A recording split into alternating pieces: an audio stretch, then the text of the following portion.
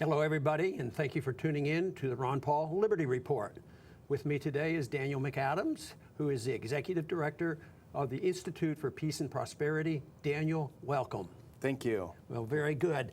You know, not too long ago, we did a program on the incident in Garland, Texas, and we concentrated a lot on those two individuals, these Muslims that came in to do some havoc there. And there was a lot of controversy on who they were and where they came from, and did the FBI really know that they were coming? And if the FBI had been following one or two of them for a long time, why didn't they stop that? But today, I'd like to talk a little bit more about the freedom of speech issue, because that's also been part of this.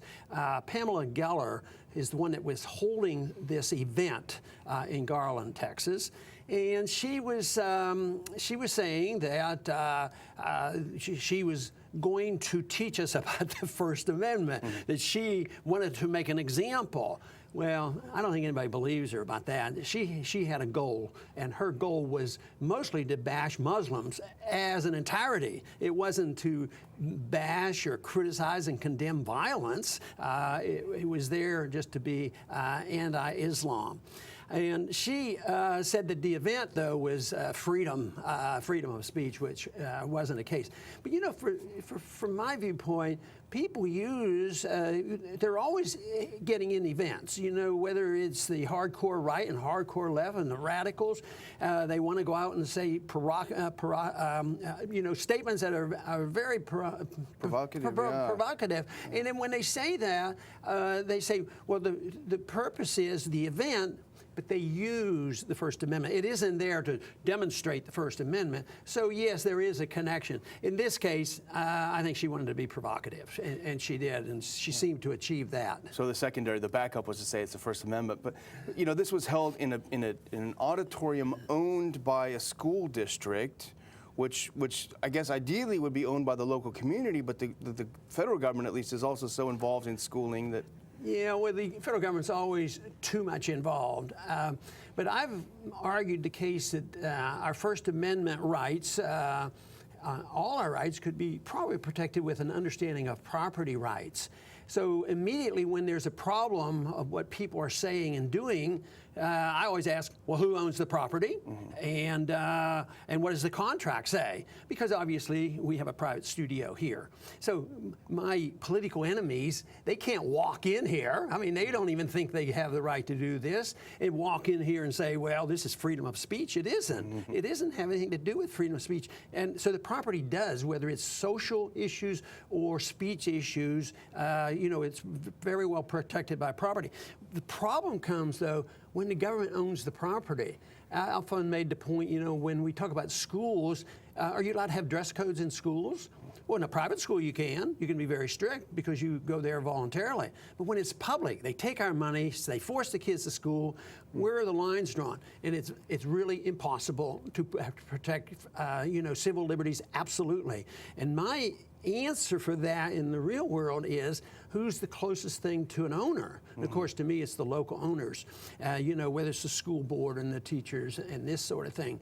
But the one thing that I am firmly convinced of, it shouldn't be the federal government. I mean, they come in and they write these laws about hate speech. They don't care about property, but if you say something, that's hate speech, and we're going to crack down on them. And it depends sometimes on who the speaker is hating. Yeah. See, she was hating Muslims, and I haven't heard the feds coming in and complaining about that.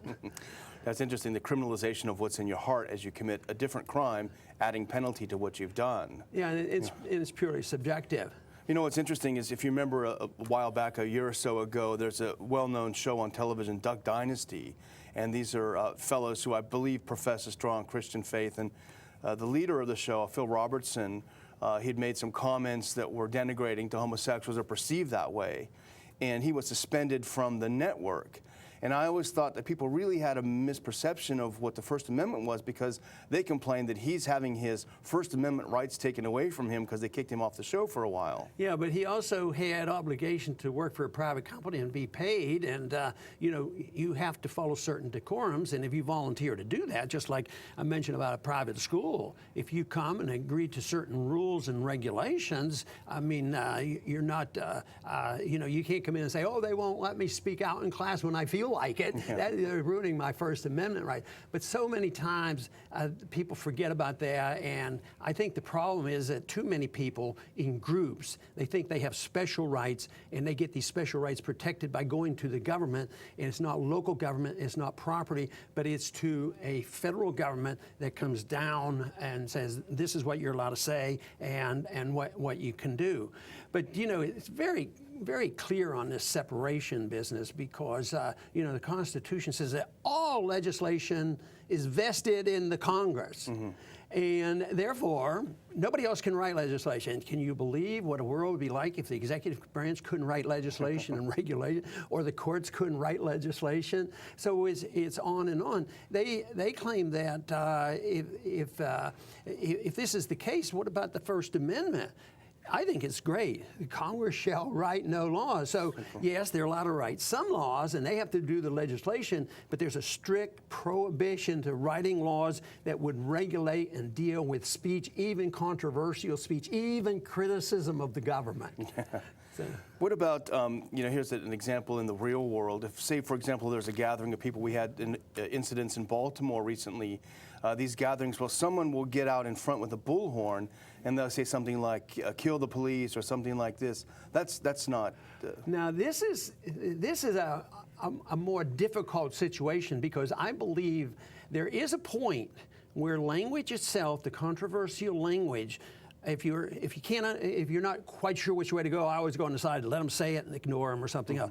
But if you have a guy with a bullhorn and shouts and screams and excites people and say, get your guns and burn the buildings down and shoot the police, and they do it, it seems like there should be a limit. But I still don't believe it's the federal government's responsibility to come in and to claim that they're dealing with the First Amendment rights. These are violent acts, and I think that local authorities, if it's controversial, it goes through local laws because they, you know, incited people to do violence, then it should be dealt with in a local sense of breaking a law and going to a jury or something like this.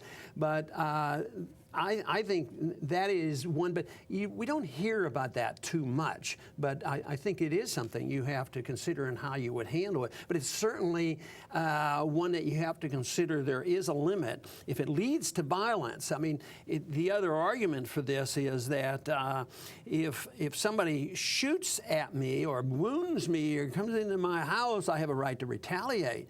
But what if somebody has a gun and threatens me, but he hasn't shot or committed an act of violence? You know, there's a point where you can retaliate when it's obvious that that they very well could commit the act of violence. So, but these are esoteric compared to the big issues of freedom of speech. You know, we were talking before the show about the federal government's incitements, and you made a great point. About Yeah, you know, we don't want people to be able to incite people, but compare the guy on the bullhorn. I don't know what happened to him, but he probably didn't get punished, probably didn't get arrested, and this sort of thing. But I don't like incitement either. But can we compare it to what our federal government does with incitement? How many lies have been told for the wars that we fight? It's constant. Now we even hear about lies about cover-ups on how bin Laden was killed. You know, this sort of thing. They constantly lie to us. So that is incitement when you galvanize people with patriotic fervor and send people out and think it's their patriotic and religious duty to go 6,000 miles away and start killing people. I would say that's a much more serious crime. Yeah, the mobile weapons labs and all of these things. that is for sure. But anyway, this argument is probably going to go on for a while, you know, about freedom of speech. But the most important thing, I think, is looking at property rights. And when you look at all civil liberties, I think all of them can be, if you only had, of course, I like all the 10 Amendment, but if you just had an absolutely clear understanding of property rights, you can do what you want. And the rule, of course, in a free society is you can't hurt anybody. So you would be able to own a gun without anything more explicit. You know, I quite frequently say that the founders didn't put the Second Amendment in there because they wanted to make sure we could have a gun and go shoot rabbits. You know, that wasn't it. But property rights can solve a lot of these problems on what you can do and freedom of speech. But when people do provoke, now, I think we can try to be as explicit as we can. What should we do with Pamela Geller? I mean, is she at that point where she is a provocateur? Yeah. I would say that it doesn't reach the point of saying, send in the police, close her down. All I would do is like a little bit more investigation why our $100 billion worth of security that we pay for allowed our FBI to sort of watch these people, and who knows whether or not we've heard the final story on that as well. So anyway, well, I want to thank everybody for tuning in today to the Liberty Report, and come back soon.